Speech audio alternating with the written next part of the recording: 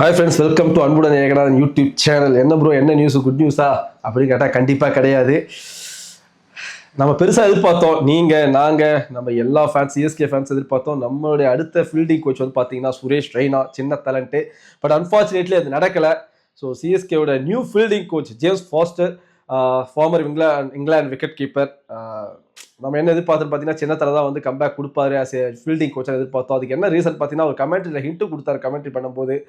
So அது இல்லாமல் பார்த்தீங்கன்னா, அவர் வந்து அப்ளை பண்ணியிருக்கேன், நான் கேட்டிருக்கேன்னு சொன்னார். பட் அது வந்து சிஎஸ்கே அக்செப்ட் பண்ணலை. பட் அவங்க இன்னும் James Foster over Suresh Raina போயிருக்காங்க. அதுக்கான ரீசன் நிறைய இருக்குது.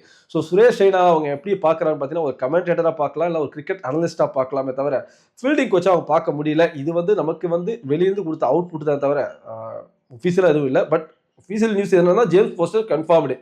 பட் அவர் ஏன் எடுக்கிறதுக்கான காரணம் சரியா தெரியல. பட் இதெல்லாம் இருக்கலாம், ஒரு கமெண்டேட்டராக இருக்கலாம், ஒரு கிரிக்கெட் அனலிஸ்டாக இருக்கலாமே தவிர பட் ஃபீல்டிங் கோச்சுக்கு எப்படின்னு தெரியலன்னு சொல்லிட்டு அவர் நிராகரிச்சிருக்கலாம்.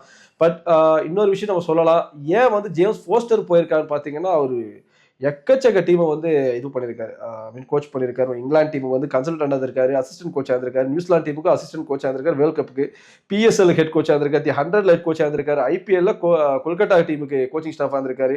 ஸோ இந்த மாதிரி மல்டிபிள் குளோபல் T20 லீச்சுக்கு அவர் வந்து ஒரு கோச்சிங் ஸ்டாஃபாவோ, இல்லை ஒரு ஃபீல்டிங் கோச்சாவோ, இல்லை விக்கெட் கீப்பிங் கோச்சாவோன்னு சொல்லிட்டு எக்கச்சக்க வேலை பார்த்துருக்காரு மனுஷன். ஸோ அதனால தான் மேபி எக்ஸ்பீரியன்ஸ் மேட்டருங்க. நம்ம இன்னைக்கு கூட பார்த்தோம், பீடாக் அஸ்வின் சேனலில் பார்த்தேன். ஒரு எக்ஸ்பீரியன்ஸ் தான் மேட்டரு. ஒரு லெவல் 2 அம்பையர் சர்டிஃபிகேட் இருக்கு பீடா கிட்ட. அதே மாதிரி கோச்சர்ன்றதுக்கான சர்டிஃபிகேட்டும் அவர்கிட்ட இருக்கு, எத்தனை எக்ஸ்பீரியன்ஸ் இருக்கு. பட் நம்ம சின்ன தலை ரெய்னாக்கு அந்த ஒரு எக்ஸ்பீரியன்ஸ் மிஸ் ஆகுது. நீங்க கேட்கலாம், bro what ever it is, நம்ம சிஎஸ்கே டீம் நினைச்சா எடுத்து போட்டிருக்கலான்ட்டு. இது நானும் ஓகே சொல்லலாம், ஓகே சொல்லாமே போகலாம். ஃபேமிலியா பார்த்தா எடுத்து போட்டிருக்கலாம். பட் ரூல்ஸ் படி பார்த்தா அது இல்லை போல. பட் நான் எக்ஸ்பெக்ட் பண்ணேன், நீங்க மட்டும் நான் சொல்லலை, எல்லாருமே எக்ஸ்பெக்ட் பண்ணோம். பெரிய டிஸப்பாயின்மெண்ட் தான். பார்க்கலாம் என்ன அடுத்தடுத்து என்ன நடக்குது. பட் இன்னொரு ஹிண்ட்டும் இருக்கு, ஒரு கமெண்டேட்டராக விட கிரிக்கெட் அனலிஸ்டா அவருக்கு வாய்ப்பு கொடுக்கலாம். பட் நம்ம டீம் அனலிஸ்டா அந்த வாய்ப்பு கொடுப்பாங்களான்றதுக்கு எனக்கு தெரியல. ஏன்னு சொல்றேன்னா, அதுக்கும் நிறைய பேர் இருக்காங்க. அதுக்கு ஒரு எக்ஸாம்பிள் நான் சொல்றேன். அந்த இடத்துல யாரெல்லாம் இப்போதைக்கு ஃபில் பண்ணி வச்சிருக்காரு பார்த்தீங்கன்னா, இப்போதைக்கு நம்ம டீம்ல head coach Stephen Fleming, batting coach Michael Hussey, எல்லாருக்கும் தெரிஞ்ச விஷயம். ஆதி காலத்துலேருந்தே இருக்காங்க 2 பேரும். Bowling coach Eric Simmons, assistant bowling coach Sriram, fielding coach James Foster, assistant fielding coach வந்து ராஜீவ் குமார். ஸோ இதில் என்ன ஒரு விஷயம் பார்த்தீங்கன்னா, நம்ம ரெய்னாக்கு வந்து ஜாயின் பண்ணால் ஒரு சப்போர்ட் ஸ்டாஃப், பட் அது நல்லா இருக்காது. ஒரு கிரிக்கெட் அனலிஸ்டாக நம்ம சிஎஸ்கே டீம் அனலிஸ்டாக கொடுக்கலான்னா கொடுக்கலாம். அந்த இடம் இன்னும் காலியாக தான் இருக்குது. பட் எனக்கு தெரிஞ்சு நோ ஹோப்ங்க. ஏன்னா சீசன் ஸ்டார்ட் ஆகிடுச்சு. ரெய்னா வந்து எந்த ஒரு ஆக்டிவ் பிளேயர் கிடையாது. ரெய்னா வந்து ஏதோ ஒரு இதுவில் பண்ணிட்டு தான் இருக்காரு, ஆடிட்டு தான் இருக்காரு. ஐ மீன் கிரிக்கெட் கமெண்ட்ரி பண்ணிட்டு இருக்காரு, இல்லை ஒரு டீம் அனலைஸ் பண்ணிட்டு இருக்காரு. ஸோ அவர் நினைச்சா இப்போ எம்டிஆர் இருக்கிற டைம்ல கண்டிப்பாக வந்து ஜாயின் பண்ணிருக்கணும் நேரத்துக்கு. என்ன நாவலூரில் நம்ம டீம் வந்து பேட்டிங் ப்ராக்டிஸ் எல்லாமே ஸ்டார்ட் பண்ணிட்டாங்க, பவுலிங் ப்ராக்டிஸ் எல்லாமே, ஃபீல்டிங்லேருந்து எல்லாமே ஸ்டார்ட் பண்ணிட்டாங்கன்ற பட்சத்தில் ஏன் வந்து இன்னும் சேரல அப்படின்னா, கண்டிப்பாக இதான் ரீசன். அவர் வந்து நம்ம சிஎஸ்கே டீம் இந்த வருஷம் மூவ் பண்ணல, மேபி அடுத்த வருஷம் இருக்கலாம். ஸோ யாரும் வந்து தேவையில்லாத விமர்சனத்தை வைக்காதீங்க. நான் பார்த்து இப்பயே ஆரம்பிச்சிட்டாங்க, துரோகம் பண்ணிட்டாங்க, அது பண்ணிட்டாங்கன்னு. கிரிக்கெட்னு வரும்போது, ஃப்ரான்ச்சைஸ்னு வரும்போது நிறைய ரூல்ஸ் இருக்கும். நான் சொல்கிறேன், அந்த ரூல்ஸ் எல்லாம் தாண்டி நம்ம ஒரு பாண்டுக்காக போகலான்ட்டு. பட் இங்கேயும் சில பிரச்சனைகள் இருக்குது.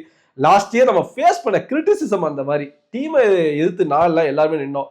நம்ம யாரெல்லாம் விமர்சனம் பண்ண உங்களுக்கு தெரியும், நான் உட்பட, நீங்கள் உட்பட. ஒரு கோபம்னு வந்தால் நம்ம நிறைய முடிவுகள் எடுக்கிறோம். அதான் சொல்கிறேன், நாம தான் இதுக்கு எல்லாத்துக்குமே காரணமாக போயிடும். ஜடேஜா வெளியே போனதுலேருந்து, சஞ்சு சாம்சன் உள்ளே வந்ததுலேருந்து, இன்னைக்கு இந்த ஒரு சுச்சுவேஷன் வரைக்கும் அஸ் எ ஃபேனா நாம தான் காரணம்.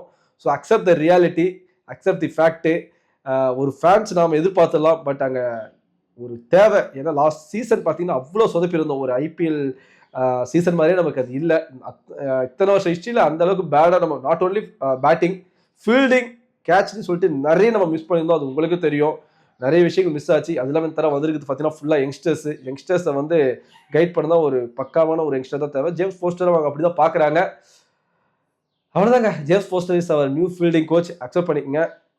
ஐபிஎல் எப்படி போகுதுன்னு பார்ப்போம். நமக்கு அதான் தேவை. மேட்ச் ஜெயிக்கணும். ஒவ்வொரு மேட்ச் ஜெயிச்சு நம்ம குவாலிஃபை ஆகிட்டு உள்ளே போயிட்டு நாம் யாருன்னு காட்டணும். ஸோ அப்படி வருவோம். ஸோ நெகட்டிவ்க்கு இடம் கொடுக்காதீங்க, பாசிட்டிவாக இருங்க. சீசன் ஸ்டார்ட் ஆக போகுது. ஐபிஎல் ஒஃபிஷியல் டேட் வந்து பார்த்தீங்கன்னா இன்னும் கன்ஃபார்ம் ஆகலை. மார்ச் 28, மார்ச் 26ன்றாங்க. ஆனால் எலெக்ஷன் டேட் பார்த்தீங்கன்னா May 10 வரைக்கும் போன்றாங்க. மேபி அதனால கூட திரும்ப மாறலாம். ஸோ எந்த ஒரு அப்டேட்டும் இல்லாமல் நம்ம எதுவும் பேச முடியாது. வெயிட் பண்ணுங்க, என்ன நடக்குதுன்னு பார்ப்போம். But accept James Foster is our new fielding coach. Bye. Subscribe பண்ணாலும் சப்ஸ்கிரைப் பண்ணிக்கோங்க.